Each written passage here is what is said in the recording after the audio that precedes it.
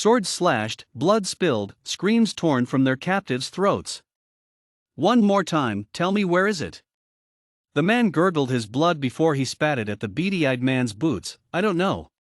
The beady-eyed man smiled cruelly, blood-spexing she drack frizzed beard. Do you really want to die a liar?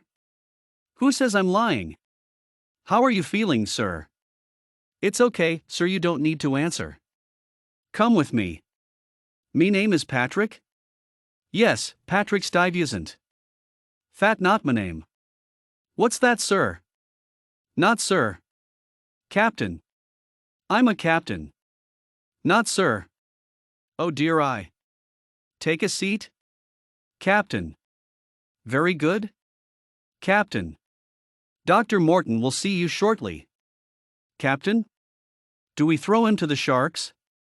Cruel black eyes glittered as he turned to his first mate, a short blade pressed to the captive's throat. Yes, all of 'em. This one last. He should see all the death he's bringing upon his family.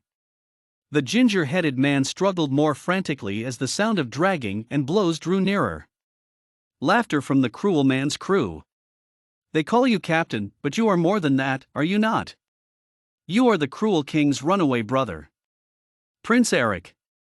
It was a guess, they both knew. The man's lips lifted into a smile. You think royalty is this good looking? You been reading fairy tales all your life? Yes. Well then, I'll make your death poetic. You'll watch as your beaten down family is thrown and destroyed by the sharks. Already drew 'em near. Using your blood they are circling the ship, biding their time for their first bite. Lucky ducks, they get a crew full of men. The ginger-haired man, nameless he'd die nameless, what a disgrace, didn't say a word. They are dying for ye pride. If you were to just relinquish the location, they'd live. Finally the ginger-haired man spoke. My name is Ozias. I was blessed by the gods, burdened with the secret of its location. I swore to the gods that I should never disclose the information. For if I do, I'd be a curse worse than most. Intrigued, the pirate prince leaned back, taking away his knife. I love a good story. It's no fairy tale. I can swear on that. We are back down here. What happened, Patrick? You were doing so well. You haven't had any of these nightmares in a while. They are not night terrors. They're the truth. I brought the bubonic plague down on Dash. Patrick, please remember that the bubonic plague Dash. The Black Death. In the 14th century. So. That's hundreds of years ago, Patrick. And you are a very wealthy man of 32. No. I brought the plague down on humanity. And it's come again. I can dash. Deep breaths, tell me everything. The cup, the treasure, isn't worth it. It destroys the mind, but even worse, it'll bring death and destruction down. Every few decades. Death and more death will come, all because of you. How so, EY? I wanted to see if the cup brings immortality, and why is that a crime? If you found the cup, would you drink from it? Would you take immortality for yourself? Yes. Waves beat on the handsome ship, rain slid down their features. One man with burning eyes and the other with cruel ones.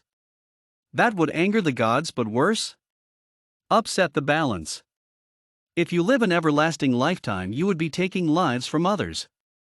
In a cruel form, no one knows how. Just that you will. His pale blue eyes reflected faraway lighting, his lips in a grim line. Cruel laughter barks louder than the thunder. And if I don't care? Being immortal will give you plenty of time to grow morals, believe me. If that is your story, it's awfully horrid. Dash. He turns for the man and signals Flaky Blake, bring out the first one. A shove and an old man staggers forward. He meets Ozia's gaze and smiles. You brought me pride.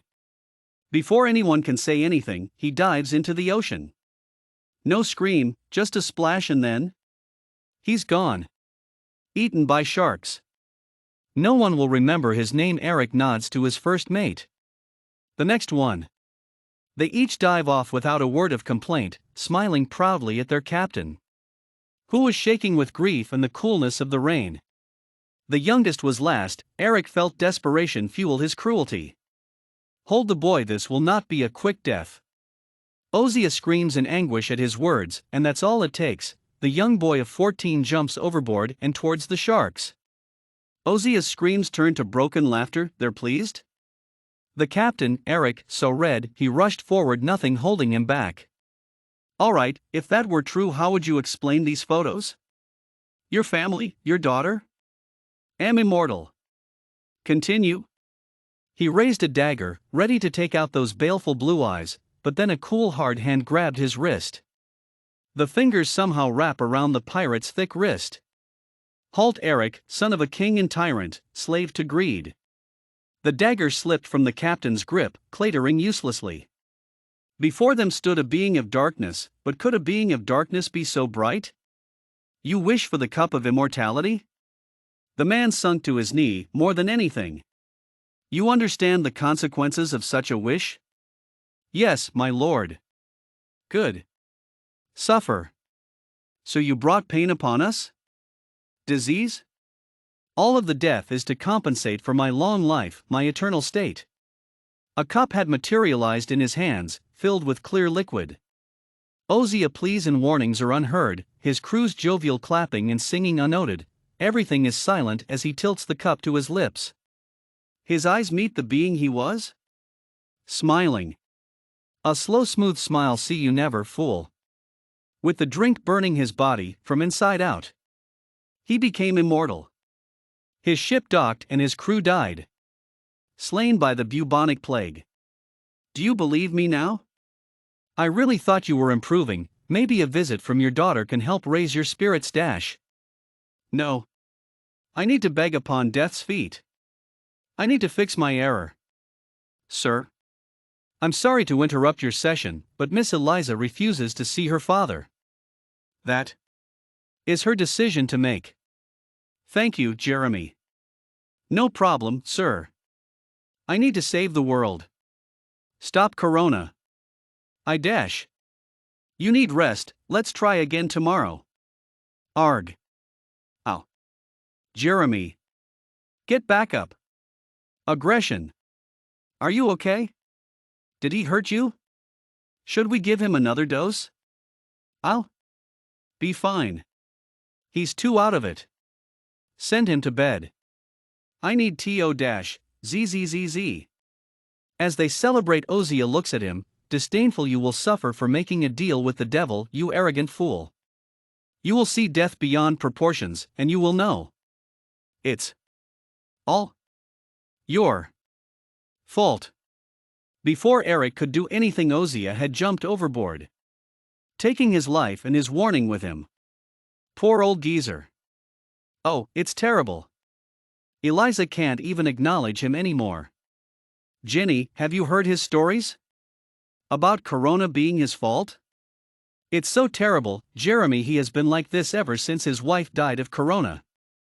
I always thought he was a little weird, but I thought it was in the eccentric rich people way.